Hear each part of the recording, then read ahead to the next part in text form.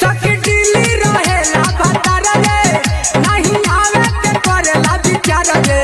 फोनवा पर नहीं बतियावे बड़ी रहन लगेला बेकार रे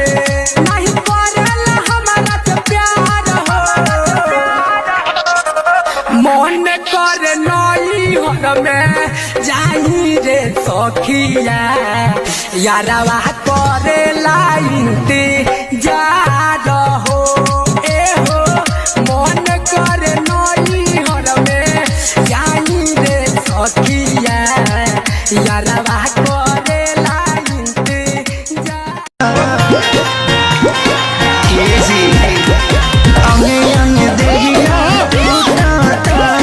मकई के लावा जैसे फूटा दिया के जोड़ा मोर सैया हो सुतल तनी बहाना मांगेला खाना हमारा के सतारेला ये सखी सोइया से दिया बहुत खाए से पहिले अंगुरिया जतरा बनवला चुमा लेके गइल गाल में अबे तहरा चिंता नहीं खेबानी कवन हाल में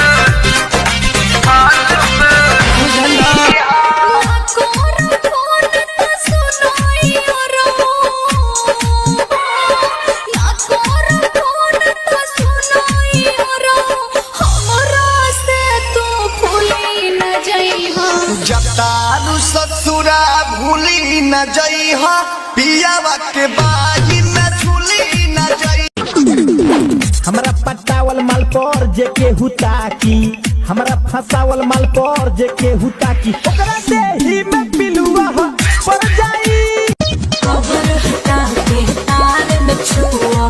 लागी झटका जोड़ के तनी ऊपर से तोड़ के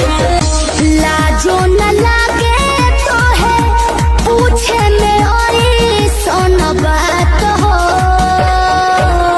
कैसे बनम के कोरा सुतैलू के वाड़ी में गिली लगैलू भतार संग काका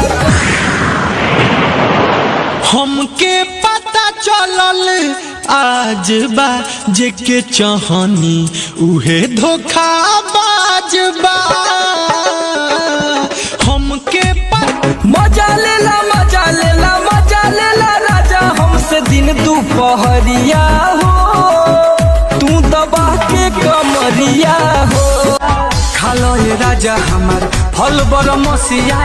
सर्दी जुकाम कबो होई ना खसिया कि तहरा मुंह में धराइला तो छटकता खाला मरत रहे दुनिया यही तो मिलता तहरा यो तो कहता मिलता तहरा यो तो कहता खाला मरत रहे दुनिया यही तो मिलता कहे यो तो कहता। अरे और सुनिएगा दिमाग फेल हो जाएगा। अरे बताइए ना भौजी और का चल रहा है सावन में गांजा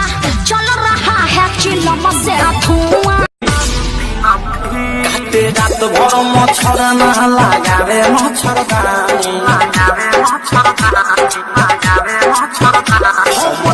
कहता है हमको कि झूल जाओगी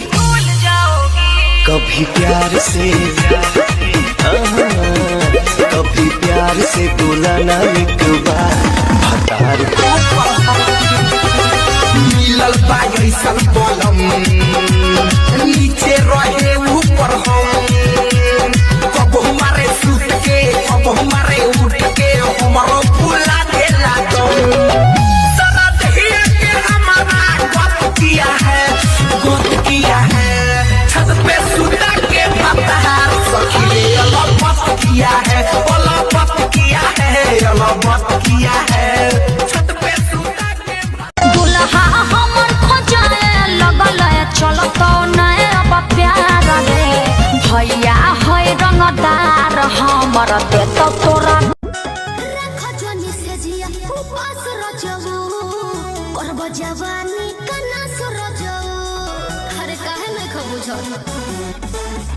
कि तहरा मुंह में धराइला तो छटकता खाला मरत रहे दुनिया यही तो मिलता तहरा